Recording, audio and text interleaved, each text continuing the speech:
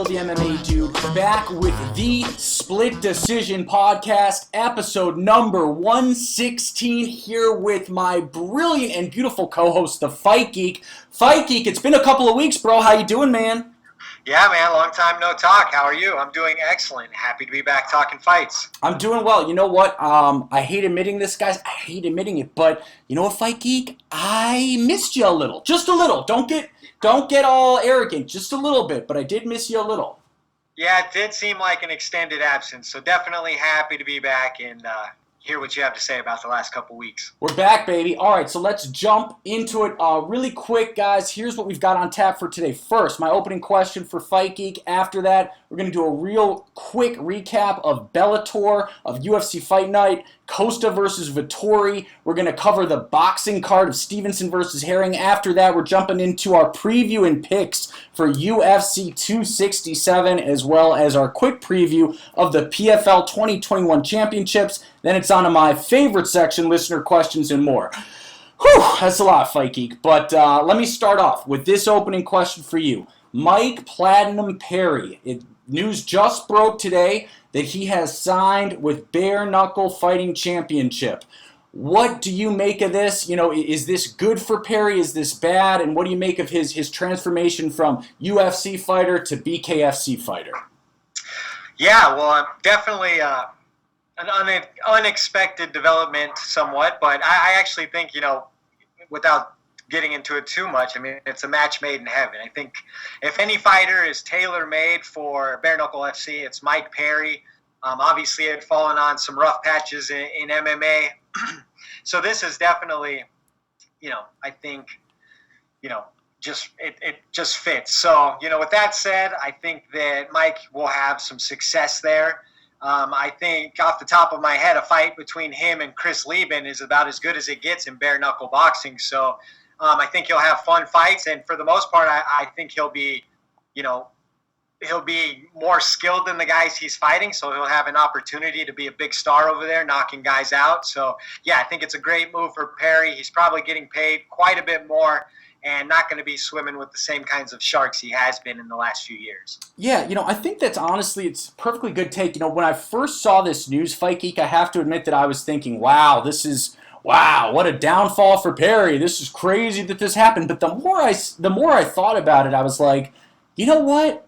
This seems like a really legit good fit for him. There's a handful of guys that this brand really fits, and I think Chris Lieben's a good kind of footprint for that. You know, Chris Lieben was really at the end of his rope in MMA, took a few years off, came back and really had, you know, like a second career in bare knuckle, which, you know, is a credit to him and the style of fighter he was. So, and I think Perry, although, you know, not exactly the same career, shares a lot of similarities there with Lieben, and it's really set up for success for him.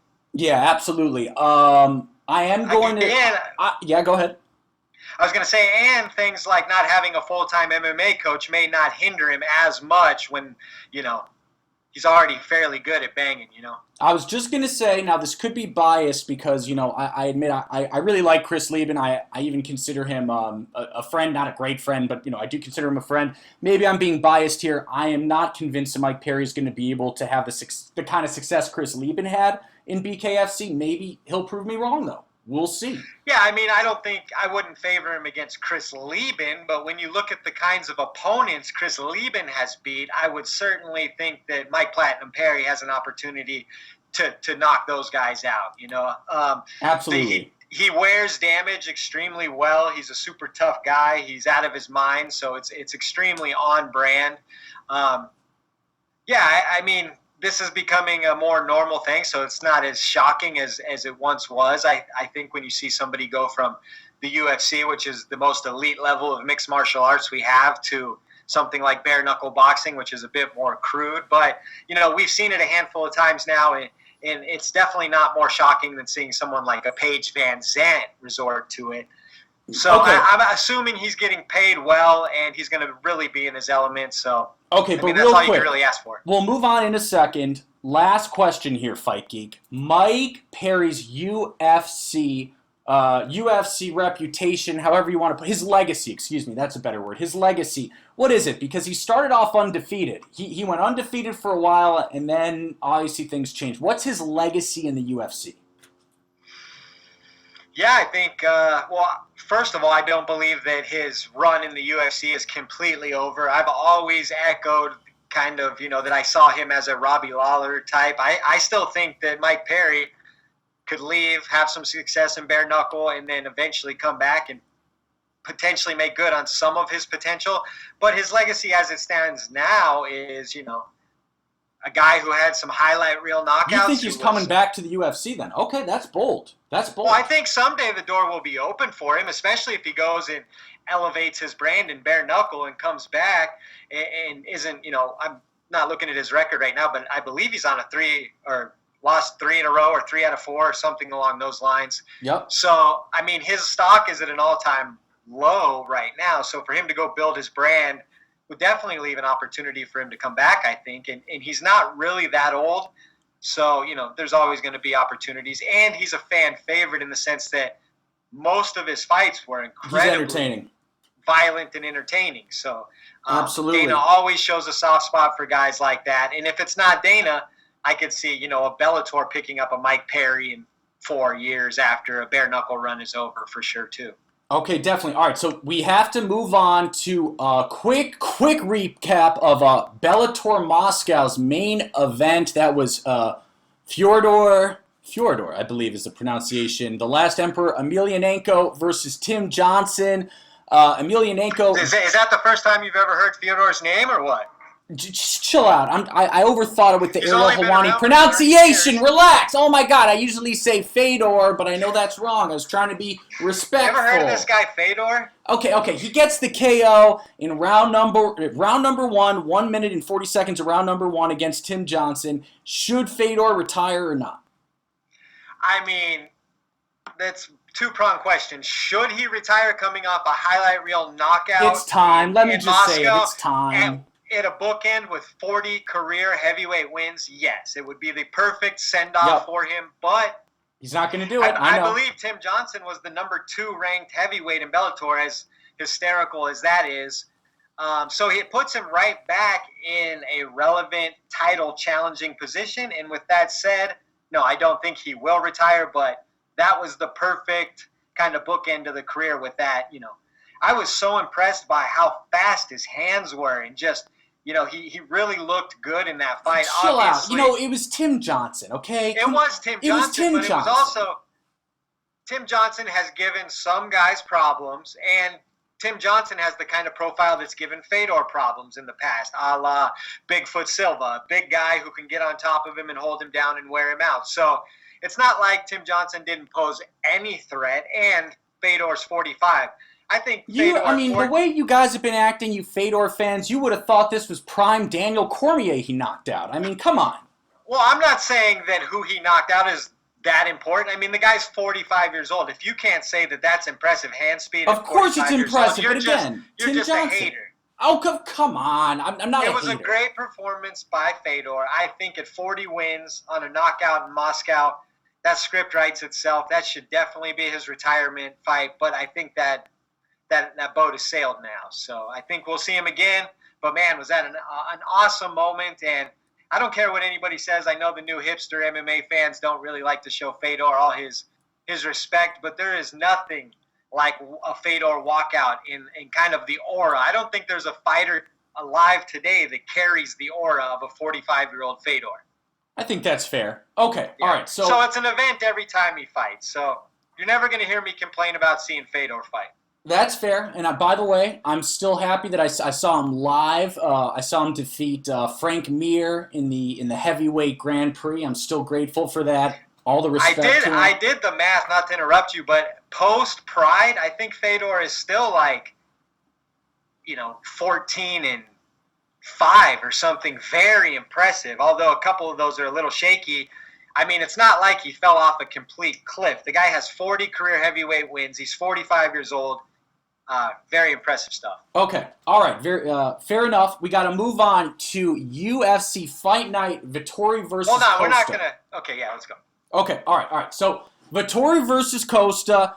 Obviously, guys, everyone who's listening, you know what kind of happened. Costa not only did not make weight, he didn't try to make 185. They agreed to 195 catch weight, ended up moving to 205 because apparently Paulo said he couldn't make 195, and Vettori won a unanimous decision in what ended up being viewed as a pretty much a classic fight, classic Great slugfest. fight. Yeah. So, Fight Geek, first of all, what are your thoughts on the fight, and where does Marvin Vettori, the winner, where does he go from here? Well, thoughts on the fight were, it was a great fight. More entertaining than anything. Yep, slugfest, was absolutely. So impressed with the ability to absorb shots, body kicks, head kicks, huge shots from Costa. Vettori was able to more or less just eat them, which was unbelievable. I mean, those things were coming really, really heavy and hard. So definitely impressed with Vettori. Think clearly he has the toughness, the IQ to compete with anyone, but I still think that he's lacking, head movement and hand speed to really give a guy like Israel Adesanya problems. I think he'd probably be a bit too small for someone like, Yon, if he were to consider staying at 205. So I think, Vettori is going to be a perennial top 5 tough out. I don't see him as a championship fighter. He may prove me wrong as he continues to develop right now, but great performance, top 5 guy, solidified that, he's as tough of an out as anybody in his division and maybe the roster. Absolutely. Okay, so moving on to Paulo Costa. So he had an interesting week. He showed up overweight, did not apologize, seemed very disrespectful to say the least kind of all week, and didn't seem to make any effort to lose any weight. Fought at 205, still lost. And I'm just wondering... Fought great. Can you admit fought great. Dana said he has to... great, entertained. Yeah, Dana says he's got to fight at light heavyweight going forward at 205. What kind of success do you see Paulo having at 205? Let me play devil's advocate before we answer that, though. Did Paulo Costa not make news and headlines all week long? Yeah, he did. Go ahead. Where are you going with this? Then did he not put on an epically entertaining fight? So, although there's a lot he looked like a cheater, though. Had he knocked out Vettori, it would have been, you cheated, though. You knocked out Vettori, cheater. Okay. I think that, we were happy enough with the violence he gave. Obviously he was acting a fool all fight week, but, it's really hard. He built the buzz around the fight as the villain, as the guy, he's just still doing what he lost, wanted, though. yada, yada. He's still lost. Well, he lost, but I think I'm way more excited about his prospects if he fights like that at 205 than how he'd looked, You really think he's going to have success at 205? He's going to get picked apart, man. He's going to get picked apart by these 205ers. You don't think so? You don't think? I don't think there's many 205ers that can push the kind of pace he pushed in that fight. If you go look at the volume in that fight, there was a lot of volume, and Costa was carrying his power extremely late and extremely fatigued. So if a guy like Thiago Santos can come up and have a good amount of success, and a guy like Anthony Smith, I surely think that version of Paulo Costa can come up and have top 5 kind of profile in the light heavyweight division. That guy is a problem. I honestly, I respectfully but strongly disagree with you here. I really do. I don't think he's going to have. Right now he's not going to have the same success as Lionheart. You don't think that? I think Paulo Costa would probably beat Anthony Smith at 205 right now. No, I don't think so. I think Lionheart's too technical. Anthony Smith has horrible cardio. He falls off a cliff. Did you see what Paulo Costa was doing in the 4th and 5th rounds of that fight? While he was gassed, he was throwing heavy knockout shots, man. Are you crazy? I hear what you're saying. What do you mean? What do you mean he was throwing heavy knockout shots? Marvin ate everything, no problem. Yeah, he Marvin put out one of the most grittiest performances we've seen. I don't think at 185 Marvin eats those shots. I think those head kicks topple him over and he gets TKO'd at 185. I think the fact that he didn't have to cut weight allowed him to absorb the little extra bit that he was able to, and he took monstrous shots. I don't think Anthony Smith or Santos at the 205 position, just to pick two names that are relative, take those shots. I think Vettori has a better chin than both of those guys. I think both Santos and Lionheart absolutely beat Costa at 205. I disagree. I think Costa's definitely a top 5 light heavyweight. I think that's clearly the better top 5, class. Bruh, top 5? You don't like his chances versus Volkan Oezdemir? He's not top 5. No, what I'm saying is, I'm not saying Paulo Costa's top 5 right now. What I'm saying is his potential 2 to 3 fights down the road, once he's acclimated to the class, put on a little more size, which he probably will if he has to stay there. That dude's going to be a problem at 205 for some of these guys. His hand speed is much faster than a guy like Yon Blahovich or Glover Teixeira. Not saying he would have every advantage, but he would certainly have advantages. And the way he has those body kicks and those high kicks and throws them with that much power and quickness and explosiveness late in rounds, he's going to give 205ers a problem for sure. Maybe. I mean, he's got, T-Rex arms. He's got short little T-Rex arms.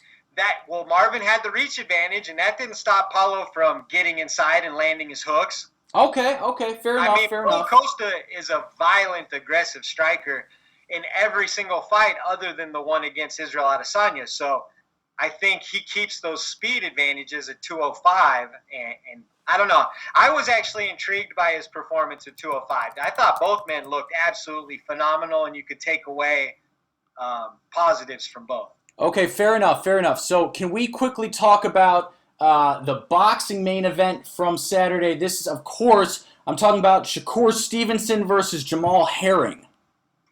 I guess we can, sure. Okay, wow. So we can talk about whatever we want on our podcast. All right. Hey. Okay, so listen. I don't know if you caught this fight. Shakur Stevenson moved to 17 wins, 0 losses. He's an up-and-coming New Jersey young gun, 24 years old, very exciting. Reminds me a little bit of Gervonta Tank Davis. Interestingly, they're in the same weight class. Sounds like he could be a rival to Gervonta going forward. And he got a stop against Jamal Herring, who was the champ at the time. I just have to talk about this, Fight Geek. I put down money. I had Shakur Stevenson over 10.5 rounds. So I picked the over on 10.5 rounds. The fight was stopped at 1 minute 30 of round number 10. I've never felt so sick to my stomach in my life. Wow. I mean, 1 second off, I wanted to vomit everywhere. Someone's trying to tell you something, Phil. Dude, are you kidding me? Like, guys, are you kidding me here? Are you listening to what I'm saying? It was stopped less than a second. Less than a second cost me everything. Well, I'm sorry to hear that. That is insane. What are the odds, right? What are the odds? Exactly. I think I might be done gambling like forever. But all right, moving on. At least on those boxing matches. Come on. Yeah, no, I know. All right. So let's move on to UFC 267. Blahovich versus Teixeira. Great card. So and it's free. It's free, which is amazing. It's free-ish. You still got to have cable, right? Yeah, and apparently, actually, it's not free for some folks have reached out from Australia and I think even New Zealand, and apparently it's not free there. So that I do apologize to those people. That stinks that it's not like unilaterally available for free, right? Take it up with Dana. Yeah, exactly. All right, where do you want to start on this card? All right, I want to start off with the main prelim, Amanda Ribas versus Viana Jandiroba. I have got Jandiroba by unanimous decision. Who you got? Yeah, I hate to agree with you right off the bat, but I do think that Jandiroba will get the decision victory here. Tough fight to call, but yeah, that's who I'm rolling with. Moving on, we got Volkan No Time Ozdemir versus Magomed Ankalaev to start off the main card. Who you got here? I was so tempted to take Volkan just because he has so much more top-end experience, but I'm actually going to take Ankalaev here via split decision. Okay, all right. Listen, I know that's the popular pick. I'm going Ozdemir via second round TKO late. He's gonna stop him late in the second. All right. That'd be interesting. That'd be a big bounce back for Ozdemir. Moving All on. right, the We got Leach versus Shamayev. Who you got here? the Leach versus Shamaya. Let me just start off by saying, guys, this fight is so underrated. This might be the fight I'm most excited for on the entire card. If not, it's the second most. Most intriguing fight of the card, Yeah. no doubt. I mean, guys, if you don't know the Leach, go back and, the Leach is not a guy who's just going to be intimidated by Chimaev. I mean, it's not happening. He's a legit, opponent. He's the 11th ranked fighter in his weight class in the world. He's got knocked out Santiago Ponzinibbio badly. Yes, for sure. So, with that said, there are so many variables around Shamayev. I mean, the guy's coming off COVID, a long layoff. His first couple opponents, left something to be desired. So, yeah, there's a lot of question marks. With that said, I'm leaning towards Shamayev via TKO second round. I got Shamaya via third round submission. Interesting. It should be action-packed back and forth either way. Yeah, I'm really looking forward to a fighter that can push Shamayev into any type of, counter situation. I don't even think we've seen Shamayev take a back step in the UFC yet. So just any sort of pushback will be interesting in my opinion. Totally agree. Moving on to Alexander Volkov versus Marcin Tybura. I've got Volkov by unanimous decision. What about you?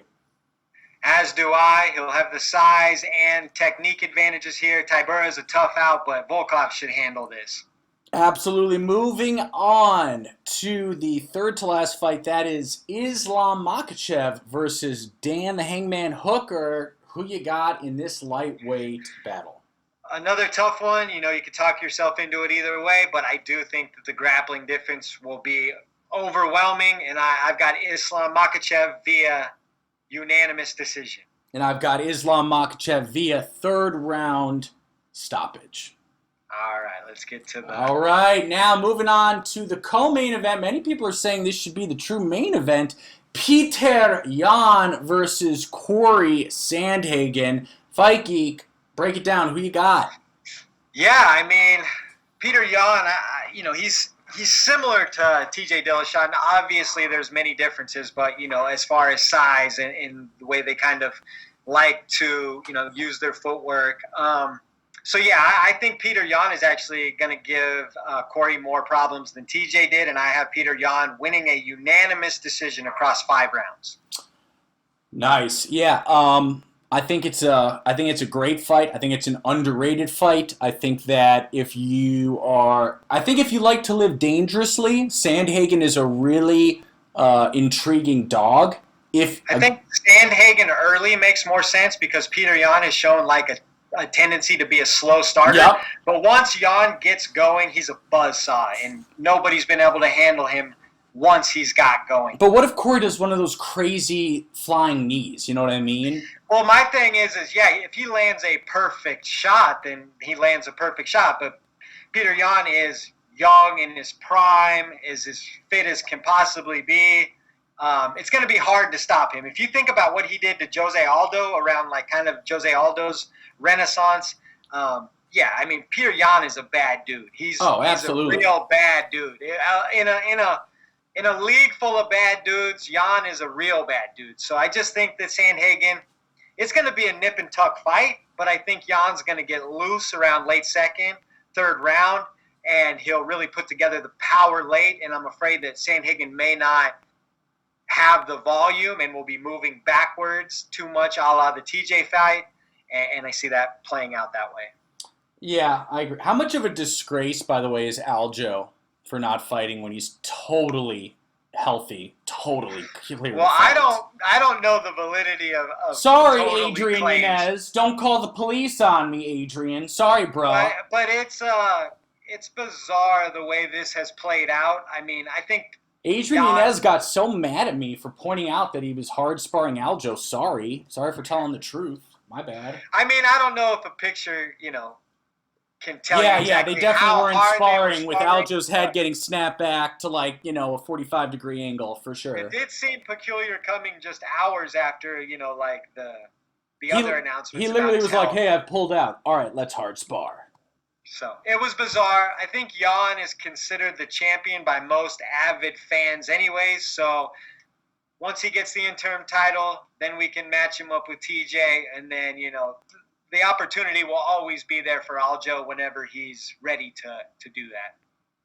Aljo's such a disgrace. But anyways, moving on to the main event. We've got Yon Blahovich versus Glover Teixeira. What a great fight. Again, this is like the opposite of a sexy fight, but this is a diehards fight. This is a meat and potatoes fight. It's a great fight. It's like a great fight. It's a great fight. And it's two guys that are tough. I mean, just two so tough guys. And I see people, by the way, I see a lot of people saying, oh, Jan's going to win pretty easy. Whoa. You sure about that? To shock those people because I actually think Glover Teixeira is going to win. I think that Glover Teixeira will weather a little bit of an early storm. Blahovich is more of a technician. He's not going to come at you with a ton of volume. So if you let Glover get settled in, let him get to the clinch, let him get you to the ground, get top position, you can let him get settled in, which I think are very uncomfortable positions for Yon. There's a lot of areas for Glover to actually control this fight. With that said, I'm going to take Glover Teixeira via split decision. Wow. Oh, and imagine if Glover wins the belt on a split decision. Woo-hoo! I mean, can you see what I'm saying, though? Yeah, absolutely. Can you see him getting Yon to the cage? I believe that, while they're both extremely strong, I think that Glover Teixeira has imposed his strength on guys recently in a way that lets you know he's a very powerful guy. So if he comes in, I think he might be able to get it to the clinch, get it to the ground, and then he may even submit Yon. But I think Yon will be too tough and prideful to let that happen, but I do expect Glover to control it a bit on the ground.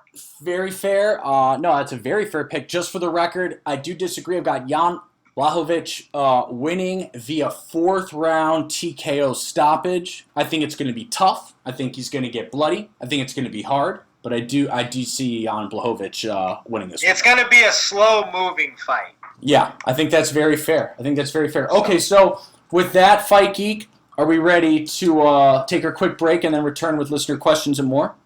Let's do it. All right, guys, we'll be right back after this. Hey guys, it's Phil the MMA Dude letting you know that this episode of the Split Decision Podcast is brought to you by TotalAggressionClothing.com. Visit www.TotalAggressionClothing.com and use the promo code 46210 to receive a special Split Podcast discount on all Total Aggression hats, shirts, hoodies, and more. Again, that's www.TotalAggressionClothing.com with promo code 46210.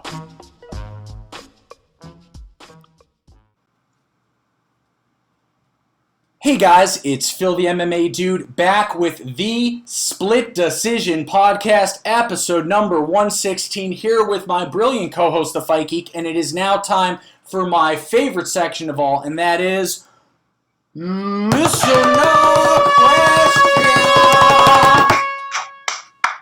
Thank you. All right, let's do it. All right. Let's go. So, first of all, we've got a audio question from Juice. So Fight Geek, make sure we check that one out. But got it. Okay, let's start off with this question from Paul O'Kelly. That's at Sparks F1, a Split Pod OG. He says, great to see you guys back. Been a while, so I've got a question stored. Anderson versus Nemkov in the Bellator Grand Prix. 1, who wins? 2, and why is it Corey? Excited. I'm so excited. How excited are you for this fight? Fight Geek, you want to start us off? How excited are you? Yeah, if I had to put it on a scale of 1 to 10, I'd say 7.5. Yeah. That makes sense. Yeah. Okay. Maybe about fair. A 7.5. I think it's an intriguing fight. I do think that Nemkov is the favorite here. We've seen Corey get, flash knocked out a couple times, and Nemkov possesses that kind of big power and explosive striking. So definitely think that Nemkov via stoppage would be my pick here. But yeah, it's a great fight. Corey really has made the most of his opportunity in Bellator. I think he's a fun addition, and definitely think it's a credible light heavyweight title fight for Bellator. Absolutely. I'm extremely excited for the fight myself. I honestly, Paul, I don't see Corey Anderson beating Nemkov. I think that Vadim Nemkov is extremely talented, but I don't see Nemkov finishing Corey either. I think it's going to be a unanimous decision and a competitive one at that. Those are my thoughts, Paul. But one thing to note is that Nemkov does get hit, as we just saw. Absolutely, in his last he fight. absolutely.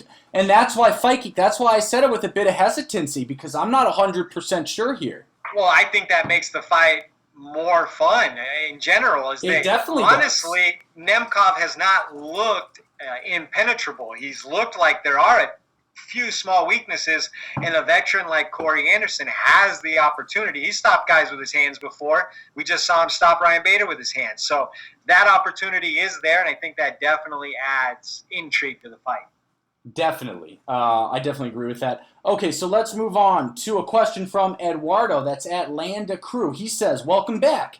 If Yan versus Sandhagen ends in a draw, if Yan versus Sandhagen ends in a draw or controversy, do they do the immediate rematch and strip Sterling? #AskSplitPod. Great question. Or I don't they think so. could, if Sterling is back, have an immediate rematch and have TJ fight for the title versus Aljo. Okay, I mean, I was just going to say, I doubt that, right? I mean, do you really see that happening? It's slim pickings, but if there were to be a draw in this fight, definitely would have to run it back. Okay, so let's say Jan beats Sandhagen 3-2 on split decision. He's not going to agree to a rematch. No. If it's a split decision, anything other than a controversial foul or a draw, then we move on with new matchups. But yeah, agreed. If it was a draw, then I think you may have to come back and do this fight, which then would open the door for a timetable for TJ to heal, Aljo to heal, have that fight, and then the winners of both of those fights fight each other. So yeah, absolutely. Okay. So I think, either way, those are the four. And, TJ may end up fighting Aljo anyways. So I guess we'll just have to see how it shakes out. It's all fair to me. Sounds good. Okay, so next question comes from our man, Zanbando. That's at Zanbando99. Look at this guy. He says, good to see you guys back. I've got 2 questions for this week. #AskSplitPod. 1, will UFC 267 be the only numbered pay-per-view event that will air on ESPN Plus, or is this going to be a common practice in the future for cards that air at an odd time? 2nd, who will TJ Dillashaw fight next? So let's start off with that first question. Is this going to be a one-off Fight Geek, or are we going to see more numbered events be, for free essentially on ESPN Plus, like 267? Well, I'm not sure that they'll make it a habit of it, but I don't think this will be the last one. I'm sure that maybe once a year they might do something like this, but moving forward. But don't see this as a regular occurrence, personally. Yeah, neither do I. I wish I did, but Zan, unfortunately what I see here is a situation where the schedule's just kind of, the schedule kind of got in its own way. What I mean by that is that obviously 268 is the following week. Dana made a decision that, people probably aren't going to buy 2 pay-per-views in 2 weeks, which was a very smart decision. He's right. And, realized, okay, well, 267. Dana's also smart about things like this weekend, this big card. This is going to be an early start. The main event's going to be done by the evening, which is generally dominated by college football. So they know in advance, what big college football games and what kind of programming they're going against. And I think this, like you said, with 268 coming up quickly as a paid pay-per-view, all the college football, all the viewing choices, they just decided that now would be a great time to offer this because they may not have had the type of intrigue at their normal slot and time, that they generally would for a big card like this, right? Totally agree. And by the way, it's an amazing card to get for free if you're, kind of looking into MMA and not obsessed. I mean, you're going to get Shamaya for free. You're going to get Islam Makachev for free. You're going to get Peter Yan for free. You're getting 2 title fights for free. Yeah, I mean, I mean, honestly, the whole thing is it's it's a dream if We've you're looking paid into for the sport. worse many times. Exactly. Oh, we paid for much worse.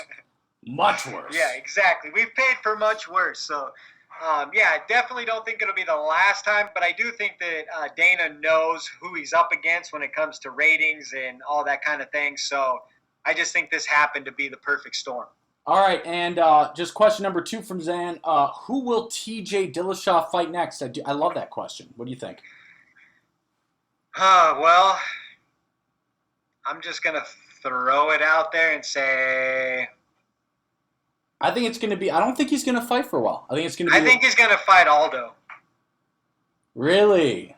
Yeah. If actually, okay, who's Aldo? Isn't Aldo in a fight with Rob Font coming up? Yeah.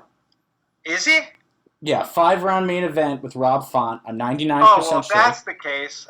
No. But winner of that might fight Dillashaw. TJ's not fighting Rob Font. TJ's kind of in this weird spot because he's one of the few guys on the roster who is like a legend of his division and still, honestly, relevantly competing in his division. Right. I don't think you can find a lot of guys who are legendary and actively competing for a title. So that puts him in a strange position. I don't think he's going to fight a big, strong, up-and-coming guy like Rob Font, when he just beat a big, strong, up-and-coming guy in, Corey Sandhagen. So TJ is going to take the biggest fight possible, and that's not going to be, a trap fight versus Rob Font. He's going to wait for a title, Aljamain Sterling, Jose Aldo, but something like that. Does TJ, has he done enough to deserve a full-on title shot now? Is he a two-time bantamweight title holder? And I understand that, Fight Geek, but I'm talking about with Aljo's fake injury. Well, I don't know about all that, but I know the gritty performance he put on after a 2-year layoff versus what was Corey at the time, the number 2 ranked guy in the world with a blown-out knee, a slit-open eye, and he still gutted out a victory. I don't think anybody can question TJ Dillashaw on anything. I mean, I'm certainly not trying to question him. I'm just saying that guy's not going to take – at this point, after going through what he's been through and everybody throwing the rocks, and then him to come back and put on that performance and get by and prove himself again, he's not going to take a fight like Rob Font, looking backwards. What if Aldo beats Rob Font? Will he take that? Then he'd take that fight, in my opinion. Okay. Because, again, Jose Aldo's a legend, would be on a winning streak, and I wouldn't say it's a favorable matchup for TJ, but it's one that if he loses to Aldo. He doesn't lose to a guy like Rob Font who doesn't carry the name weight value at this point. I think that's fair. Okay. Yeah. So moving on to a question from our man Eric Bucher. That's at ATANAK74. Yeah, of course I got it right. Come on, Eric's an OG now. We know that. Come on, Eric. I'm not going to get that wrong. He says, going back to the Holland versus Daukaus debacle, would you want to see the use of instant replay in the UFC evolve to be more extensively applied to fouls and point deductions and not result in the end of a fight? #AskSplitPod. So that's a very interesting question there. It's a great question. Appreciate the question. Yeah, absolutely. So Fight Geek, why don't you start us off there? I mean, there's so many layers to this. I definitely think the use of replay is invaluable in these situations. I think definitely we should be able to review what has happened. And they did use replay for the actual Holland Daukaus They did. call, right? The problem is that this isn't like football or basketball where a foul occurs and then there's nothing. They can go right back to being full 100%. This is a fight, and Holland was so clearly damaged from that the effects of that foul probably, helped lead to him being choked unconscious or tapping out or whatever happened a few weeks ago. So even if you were able to stop the fight, review it, come back and restart it, there's no way to say that, Holland wasn't still feeling the post-concussive effects of that knee, thus affecting him in the decision anyway. So it's really hard to, break down how much you should have. I think when there's a foul like that, you definitely should call the fight, go to instant replay to verify the foul, and then based on the instant replay, decide if it's a no contest and whatnot. Because of what I hate seeing is awarding wins and losses on illegal strikes and fouls. I just think that the no contest based on, replay review should become more common and let guys save their wins and losses. Okay, but real quick, so what Eric's asking, though, is that, would you want to see the use of instant replay to be more extensively applied to fouls and point deductions and not result in the end of a fight? Was his exact wording. So, which I find fascinating. I guess I'm not understanding. So one more time. Yeah. He said, would you want to see the use of instant replay in the UFC evolve to be more extensively applied to fouls and point deductions and not result in the end of a fight? So he's saying... I think in the idea of point deductions, yes. I think not only fouls, but fence grabs. It would be nice that if a guy fence grabs people fence grab times, every single fight, and it's never enforced. Yeah, so if you fence grab 3 times, a la Conor McGregor fighting a takedown, over 5 rounds, I think the use of replay retroactive at the end of the fight could be a valid way of deducting a point. Well, you broke the rules 3 times. We're going to take a point for that. But I do not like stopping the fight and restarting it. You do not like that? Not after an extended break. No, I hear you. I do not like it. I think that's the big issue because I agree with you. I think that's the issue. I think people don't. I don't think anyone likes it, right? But then the problem is it's clunky. Yeah. You're restarting. So let's say you review the foul. 5 minutes. The guy's still damaged, even if you determine that the fight can go on. So then you send a damaged guy back in there. And in some cases, they may have the will and grit to fight it off, but at that point, we're not seeing an accurate representation of the competition pre-foul. So it's hard to really, push on from that point, in my opinion. Yeah, I think it's hard to disagree, frankly, with. But I love the idea of post-fight having the opportunity to go review 5 eye pokes from DC and say, this guy... relax. I'm just Stipe was the one who made the most blatant eye poke in the third. Saying is it'd be nice to be able to go back and the judges have the opportunity to really see those eye pokes and these controversial little, ins and outs of the Are you fight. sure you want to do that? Because then I'm pretty sure Stipe would be disqualified from the third. I'm just giving you a hard time. My point is there's a lot of things, a lot of fouls and things that go on that are uncalled throughout the fight that I think actually play a larger role than we give them credit for.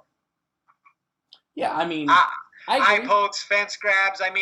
I loved this past weekend, not the segue, but when I think it was Jason Herzog gave that. Yeah, I think Herzog's the best ref. I think Herzog's the best ref in the business, Fight Geek. I think he's the best one. You know what else? And this might be a hot take, but I think fights are more interesting and intriguing and urgent when someone's down a point due to a foul. I think they fight more aggressively. Yeah, although obviously you don't want to get too cute with that, right? Because that could get bad. No, you don't want to get too cute with it, but I agree.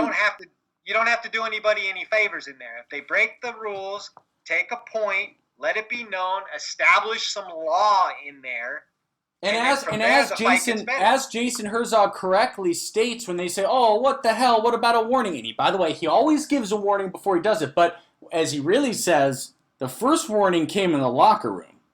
Exactly. Well, the first warning always does come in the locker room, and most of these guys are. It's like, guys, you know the rules. Decades. Like, come on. And I get that keeping your fingers open while you're parrying and kind of striking is more of a habitual thing. It's not necessarily like a conscious decision. Yeah, because when you're measuring, you want your digits out. It kind of helps with the measurement. Yeah, and it's just more of your hands naturally. I totally get why people do it. So, but yeah, you got to be held accountable for that kind of stuff. And I would love replay being able to. In between rounds, they have 60 to 90 seconds. I believe so. If somebody identified an exaggerated or really bad penalty or foul that occurred during the round that the ref didn't see, it would be awesome for the judges to be able to award a 9-9 round with a point deducted for eye pokes or fence grabs or something along that line. Absolutely. Okay. Anyways, we might have just talked in circles, but That's all right. question. All right. Okay. With that, do you have Juice's audio question ready to go? I don't, but I will. Oh, wow. I don't ask Fight Geek for a lot, folks. I don't. But I did ask him to get the Juice question ready. Was it ready? Of course all right, it was. it's ready by the time you're all done. All right. Belly aching. Here we go. It's coming, I promise. You sure? Fight Geek. What's up? This is Juice from the Friendly Sparring Podcast.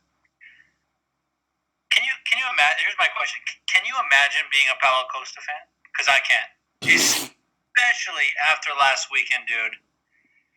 The guy strolls in on fight week saying, yeah, I'm not really going to make middleweight. Didn't provide a reason why. Didn't seem interested in cutting weight. A catchweight of one that... Oh, no. 220, basically suggesting this motherfucker was never going to be in sniffing distance of 185. Like Marvin, I think Marvin weighed at like 208. Like, clearly he didn't really cut weight. He just fucking showed up, which is what you're supposed to do. And he beat the dog shit out of Paulo Costa. And this motherfucker was protesting points taken. By the way, shout out to Jason Herzog for actually doing his job, because your warning is in the back, dude. You get one warning, and he already warned Paulo in the fight with regards to how he was holding his hand. So the fact that he was taking points, Paulo was like, no. Fuck Paulo Costa and fuck his fans. How do you really feel, I think that was more of a PSA than a question. I was going to say, how does Juice really feel, though? But what's funny is that was like a perfect segue from what we were just talking about. No, it was. You know what's funny is, like, I hate to, like, bring Vitor into this, but if people have been around long enough to remember kind of like the early years of the Vitor Belfort experience with, the performance-enhancing drugs and him coming in and knocking everybody out and winning the belt and, kind of having some weird things surrounding him, and then he came back and he's super spiritual, and, like, there's just been a lot of wackiness to Vitor over the years. I really got some weird Vitor Belfort vibes from Paulo Costa this week. I feel like he's the new Vitor. Just doesn't really have a lot of explanation, but yeah, just basically just does dumb shit, throws like a maniac, looks like $1 million, and just goes about his business. I'm not. Juice is probably hating me right now because it sounds like I'm a Paulo fan, but I was just entertained by it all, even though it was, classless. I do think you're being a little kind to Fat Ricky Martin, if I'm being honest. I mean, like you said, I had to mute during Juice's question, I had to mute it because I'm laughing so hard at how Paulo acted this week. Paulo is Fat Ricky Martin. Can we admit that? But he can bang, bro. Hey, so can Ricky. You ever heard that song, She Bangs, She Bangs? Yeah, that was the... I think Ricky can bang, too. We don't need to get too much into his personal life. Not a Costa fan, but certainly was entertained by the antics. Like I said, it's not... You know how they say all press is good press? Yeah. I feel like that's the approach Costa took this week. All press is good press, yeah. Hear why he missed weight by 20 pounds. Would still love to hear that. Oh, he gave a great reason, bro. You didn't hear? He had a bicep injury. So, of course, you can't run with a bicep injury. You can't do any cardio with a bicep injury. Come on. I feel like there's always some translation issues when it comes to Paulo. No, but honestly, I can't believe that was his reason. Like, on a serious note, bro, just if you're gonna say bicep injury, just don't say shit. Just don't say anything then. You're better. Just don't say shit. Well, that's what I'm saying. How do we know he understood the question? Like, bro, if you're going to say bicep injury, just keep your mouth shut. Just say nothing. Like, that makes it worse. Bicep bone is connected to the... Oh, yeah, I couldn't run because I had a bicep injury. Bro, what?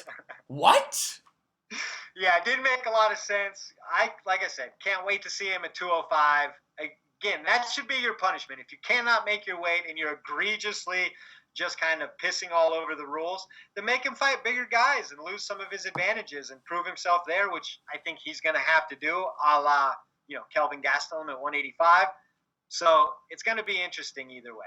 I agree. Okay, so before we close off for today, Shakur Stevenson, if you're listening, I know you are. I did bet the over 10.5 rounds, and you screwed me by less than a second at the 130 point around 10. I think you can reach out to me, probably give me some money back. Help your boy out, Shakur. Come on, Shakur. Come on, bro. You're not even that big of a deal yet. Come on, homie. No, that probably didn't help. And with that, Fight Geek, take us away. All right, as usual, you can find us on iTunes, Spotify, YouTube, Google Play, Stitcher, and more. I'm at the Fight Geek MMA. He's at Phil the MMA Dude. We are at Split_Podcast. It's 4 words, the Split Decision Podcast. Thanks for tuning in, and we will talk to you next week. Peace. Peace.